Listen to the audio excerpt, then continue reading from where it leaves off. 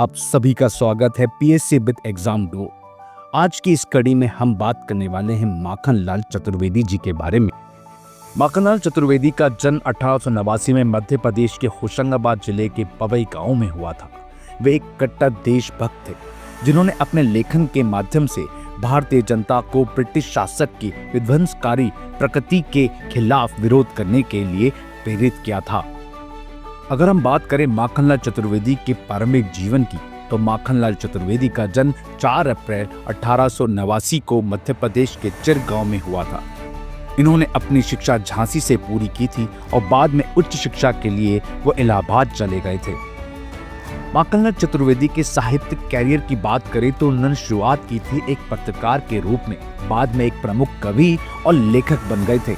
उनके लेखन में अक्सर उनकी राष्ट्रवादी भावनाएं और सामाजिक सुधार के प्रति उनकी प्रतिबद्धता झलकती थी। वे हिंदी साहित्य आंदोलनों में एक प्रमुख व्यक्ति थे और उन्होंने हिंदी को राष्ट्रभाषा के रूप में बढ़ावा देने के लिए महत्वपूर्ण भूमिका निभाई थी। माखनलाल चतुर्वेदी के कुछ उल्लेखनीय कार्यों की अगर हम बात करें तो पहले नंबर पर आता हिम तरंगिणी, जिसके कारण उन्हें 1955 में साहित्य अकादमी पुरस्कार मिला था।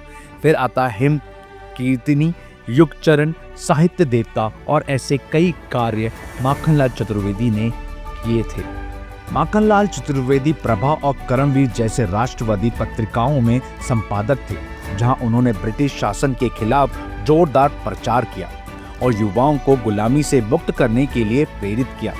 असहयोग आंदोलन और भारत छोड़ो आंदोलन में उनकी सक्रिय भागीदारी के कारण उन्हें कई बार जेल जाना पड़ा, लेकिन वे अडिग रहे।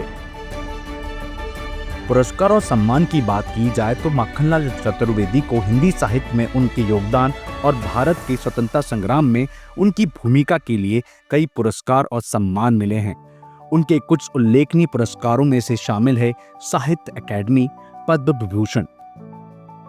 माखनलाल चतुर्वेदी की विरासत उनके साहित्यिक कार्यों से कहीं आगे तक फैली हुई है।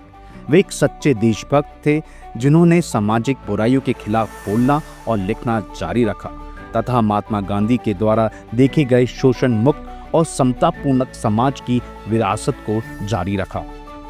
माखनलाल के प्रमुख कविताओं में से एक पुष्प की अभिलाषा, जो हम 5वीं कक्षा में पढ़ते हैं, यह कविता बिलासपुर के कारागार में उन्होंने लिखा था। और हमारे साथ बने रहने के लिए धन्यवाद। और ऐसे कई साहित्यकारों के बारे में हम आगे पढ़ने वाले हैं। तो subscribe our channel, share and like. Thank you.